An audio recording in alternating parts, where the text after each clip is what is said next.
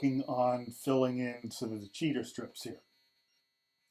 I quickly went through and added all these strips from here up. Basically, this first strip is full length, and total of 3 or 4 full length strips above the shear strip, and then I trimmed these back to sort of match the water line, extended a little bit beyond the water line. But I need to fill in this gap, this little triangle here between the shear strip and the first full length strip.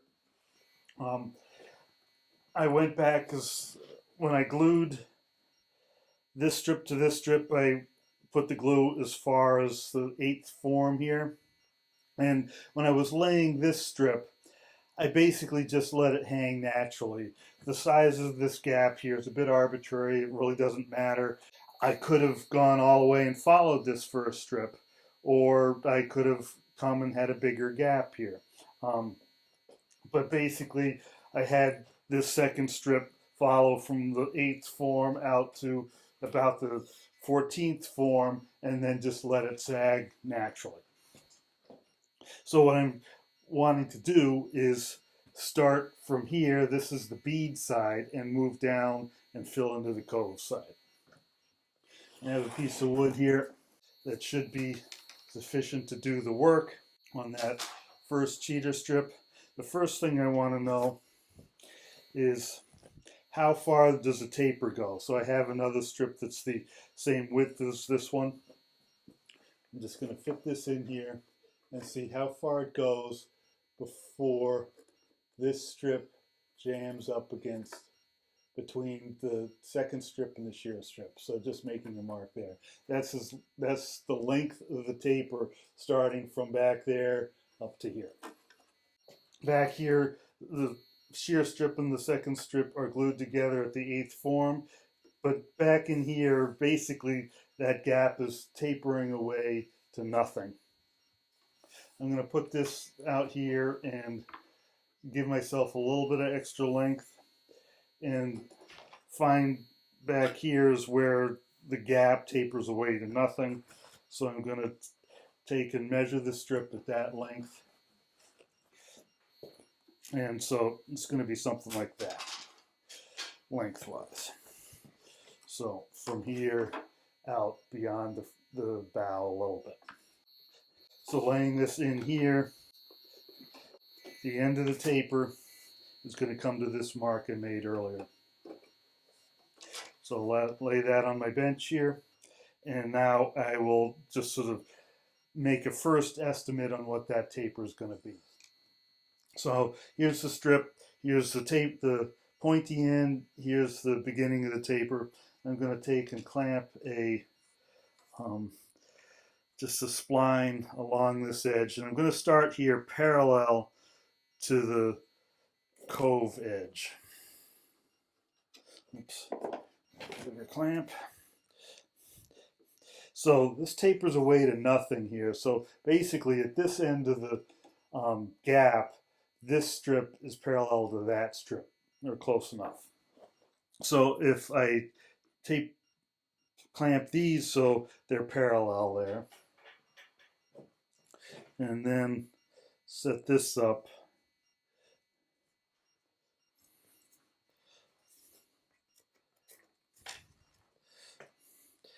and have this cross right at that mark where I made it earlier as far as the full width of the strip. That's going to end up as an approximation of the taper. So as you see, it's got a bit of a curve here. We want that because this strip over here has a bit of a curve. So now hold that in place and mark that curve. You can do the drafting trick of turning the pencil so you don't get a flat spot. So this is just our best guesstimate as to what the taper of that strip is going to be. Something like that. I'm going to take and roughly carve away most of the wood here.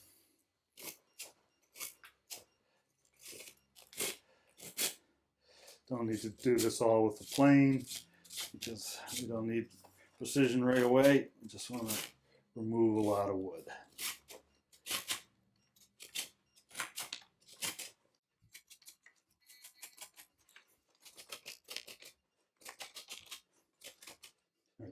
There's our first whack at it. Now we're going to take the block plane and start working on this taper. I'll start down at the pointy end and try and get this fairly thin. And I've got that mark to serve as a reference.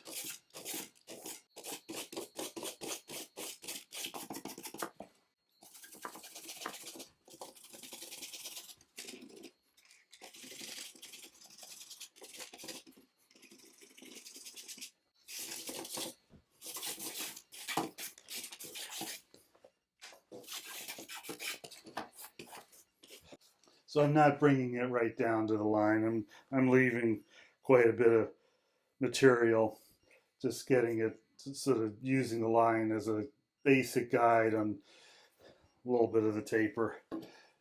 Give me a reference.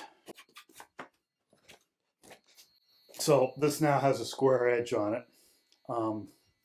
So it's not going to fit into the cove here. If I try and do a test fit, I can get a feel for how it's going, whether we're on the right track. But you get a better test fit if we go ahead and start putting a cove on it or a bead on it to fit into that cove. So back here it's pretty straightforward. Just carve both corners off, and then you can sort of fake a bead. Down here, where it's so flexible,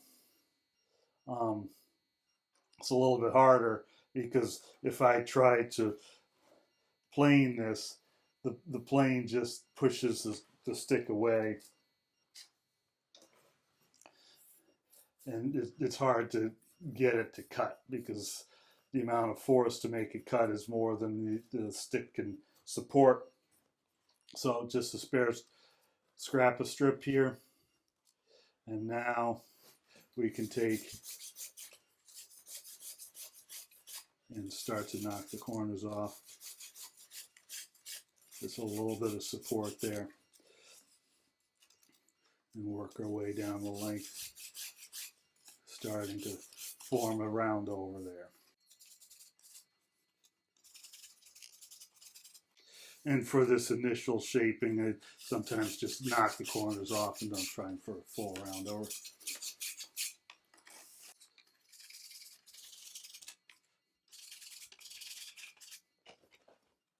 Now we'll go for a test fit.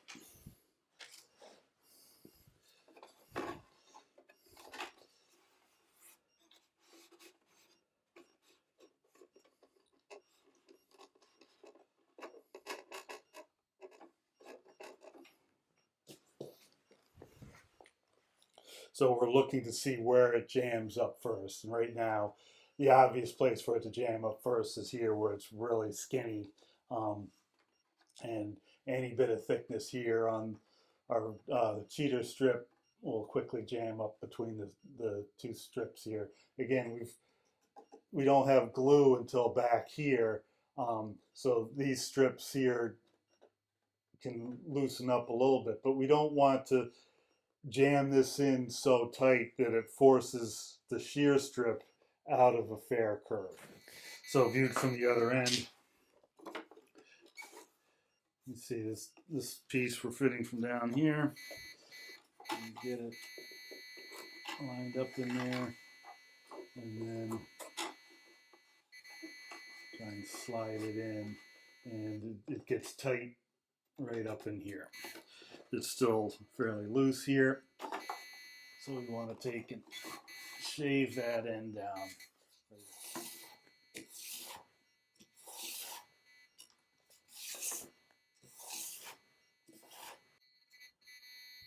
And we're not trying to remove a lot of wood here, just trying to refine the fit. Another bead on it.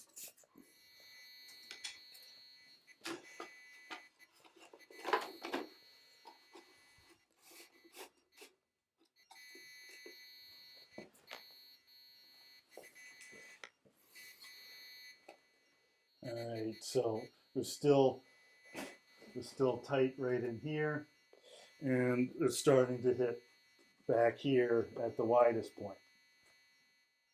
So we'll take a couple more passes in this section. Just make some marks there so we can find it again, and then back in here.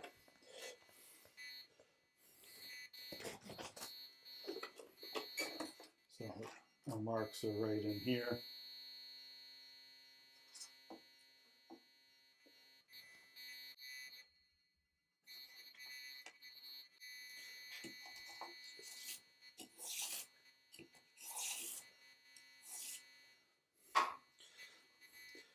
Just some light passes, make it a little narrower, and then come back and reestablish that bead.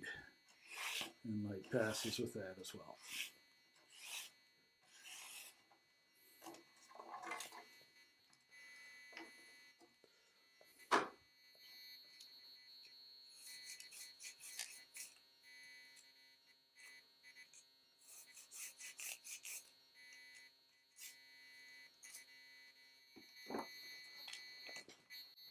And also you want to, right in here where the strip is at its widest point, it was just starting to hit in there, so we'll take and shape that a little bit as well. Take a couple passes there, blend that in, and reestablish the bead.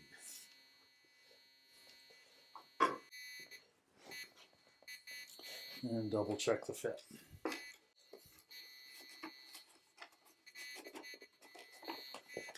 Alright, it's jammed there. Fit here seems like it's got some room to move. It's a little bit loose in here, so let's work on this end down here.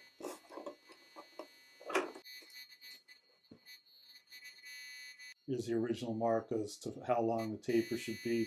There's my original estimate on what the taper should be. It seems to be jamming right in this section, so we'll work on that first. And so some short strokes, and then just make them longer and longer to blend that in. And then don't overdo it. Come back, establish the bead again. And careful here, we don't want to shape the original bead here. We're trying to make an angle between the tapered area and the original bead. So it's easy to sort of round this over by planing from this section onto that section, but we want to hold the plane up off the material, so the heel here is off the material, and I'm planing onto that taper.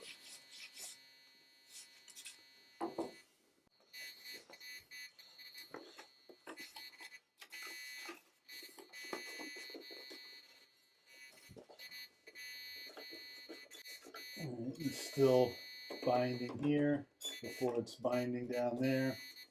So we'll keep on working that. We're easing into this. We don't need to rush. You see it's got a little bit of movement there. A little bit of movement there. This might start to bind up. Well, let's work on this area first. The length of the binding seems to be about from here to here.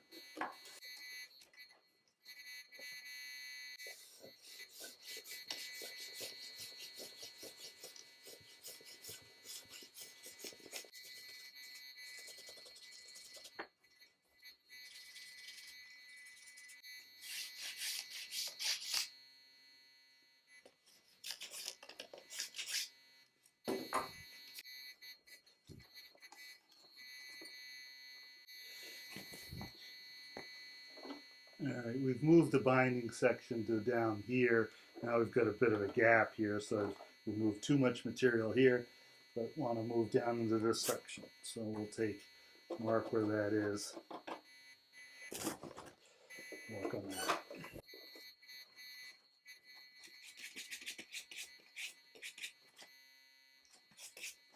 So I'm looking down this edge to see if it's a nice fair no bumps or anything.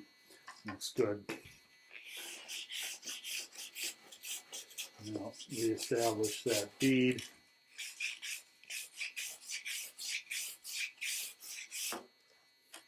I'm going to work on the end taper here a little bit.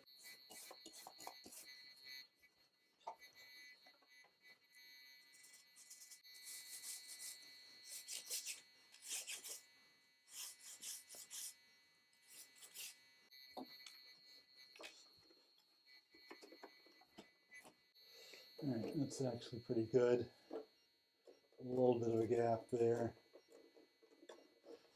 So again, I could close this gap up by pushing up on the shear strip, but that would throw it a little bit out of fair. So I'm going to, okay, where is it binding? Seems to be binding down at the narrow end again, but there's a little bit of, it's a little tighter there. Let's start on the narrow end, see what that does.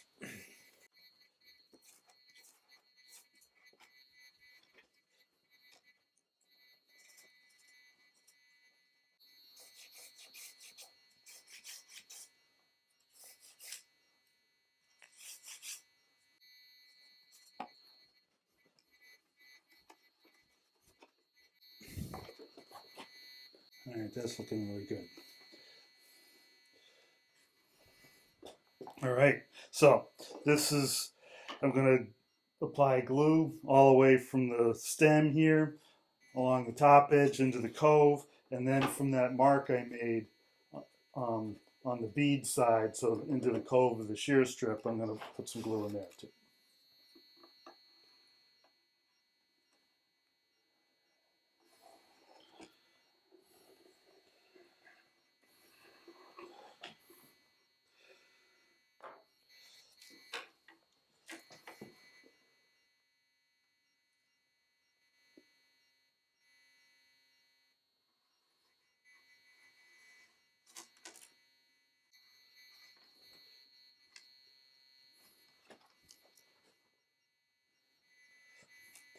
Again, don't overdo the glue, just a small bead in there.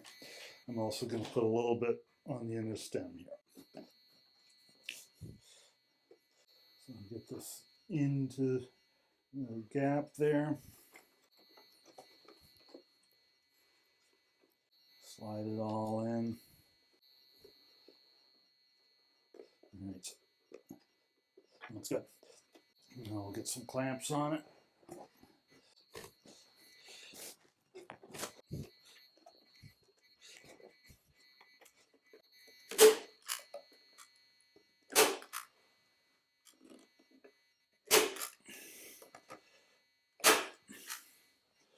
All right.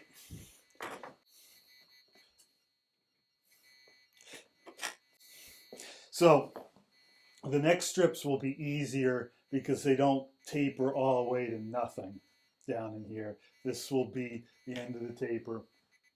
And so it's more of just a diagonal cut. This is a lot of work. And okay, what could we do to avoid this? Well, instead of running a shear strip here, we could have started with the second strip, this one here, having it run here out to the stem the way it does, not all the way down to the point of the stem, and then fill in cheater strips and just have them hang off the edge here, then come back and trim it to the shear shape. That way we don't have to make these strips follow what can be a tortuous curve here. This end's not so bad, but the stern, it really loops down pretty quickly. And so that would solve that problem. But otherwise, if we have sort of gradual slope here at the ends, just run all the strips parallel to the shear line and don't bother with cheater strips. It gets a little funky up here when, as you follow up, it's going to take 1, 2, 3, 4, 5, 6, 7, 8, 9, 10, 11, 12, 13, 14, 15 something plus strips to get up to here at this location.